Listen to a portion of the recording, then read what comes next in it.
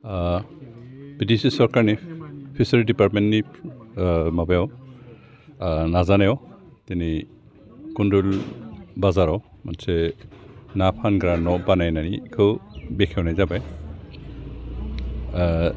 दिनै गुबुन गुबुन जायगायावबो बिदि फिसारि डिपार्टमेन्टनिफ्राय ना फानग्रा न' बानायना होनायनि बेबस्था खालामनानै दोनदों। जोंनि उदालगुरियाव गंथामसो दं खोमा, उदालगुरि जिल्लायाव गंथामसो दं खोमा, जास्ट नैबे कन्द्रबिला मोनसे। जिहेतु जोंनि मानसिफ्रा लकेल मानसिया बिजनेसाव एसे नांथों बेखौनो सुबिदा जाथों होननानै बे बेबस्था खालामना होनाय जादों। मानोना गोबाङानो थाखा फैसा गैयैखाय निजा न' लुना लानो हाया। बेनिखाय जाहाथे खुब सस्तायैनो अखा बांखानिफ्राय बासायनानै गावनि बे फिसा माबाजों जिखिनि बिजनेस खालामनायनि बेबस्था बेखिनिखौ सुबिदा मोनथों होननानै दिनै BDC सरकार बे बेबस्था खालामना होनाय जादों। आसा खालामदों बिनि गेजेरजों गामि ओनसोलफ्रावबो थानाय बर'फ्रा अन्तत बिजनेस खालामनो थांना थानायनि राहाखौ मोनगोन। जोंनि बेवहाय साबासो दं खोमा ना बेफार खालामग्रा, बिथांमोना सुबिदा जासिगोन। मात्र आंनिफ्राय रिकुवेस्टआ बेनो, बे जायफ्रा बे बेबहाय खालामगोन बिथांमोना जाहाथे अन्तत बेखौ साब सिखोन जाहाथे लाखियो। खारन ना फाननाय जायगाया जोबोद माबा जायो, दुर्गन्ध जायो, मोनामो। साब सिखोन लाखियाब्ला बेनिखाय बेखौ नोजोर होगोन। बाजार कमिटियाबो एसे नोजोर होगोन। दिनै बे न'खौ बेखेवना जों बाजार कमिटिनि सम जाबाय। दा बाजार कमिटिया सोर सोरखौ बे बिजनेस खालामनो होयो बे बिथांमोननि दायित्वसो। दिनै जों मात्र बे न'खौ बेखेवबाय। ओमफ्राय गाबोननिफ्रायनो बेवहाय बिजनेस स्टार्ट खालामनो हासिगोन। आसा खालामदों जोंनि लकेल जायफ्रा ना बेफार खालामो बिथांमोना लाब जागोन आरो बेखौ बिनि गेजेरजों थांना थानायनि बेबस्थाखौ बिथांमोना दिहुनना लानो हासिगोन। न'आ जथेस्थ' गिदिर, ना बेफार खालामग्राथ' खुब खमसो, बेनिखायनो बाखि खालि जायगाफ्राव दाउ बा अमा बेबायदि बिजनेसबो खालामनो हागोन। दाउ बोरमा अमा जिखिनि मा खालामो, खिन्थु बेवहाय बे ना आरो बेदरनि बिजनेसखौ बेयावनो खालामबानो जाबाय। बाखि मैगं थाइगङाथ' गुबुन गुबुन दंखायो, बेखिनिखौ खालामगोन।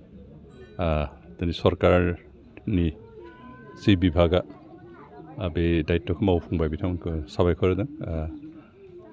माबानि फिसारि डिपार्टमेन्टनि EM हिसाबै राकेश ब्रह्म बिथांखौ साबायखर होदों आरो बिभागनि जायफोर माबाफोर दं, मावथिगिरिफोर दं, डिस्ट्रिक्ट अफिसार फिसारि डिपार्टमेन्ट बिथांमोनखौ साबायखर होदों रायजो राजाफोरनो बिदि सुबिदा खालामना होनायनि थाखाय। आरो गुबुन गुबुन जायगायावनो बिदिनो फारियै बेबायदि हाबाफारि मावफुंगोन आं आसा खालामबाय।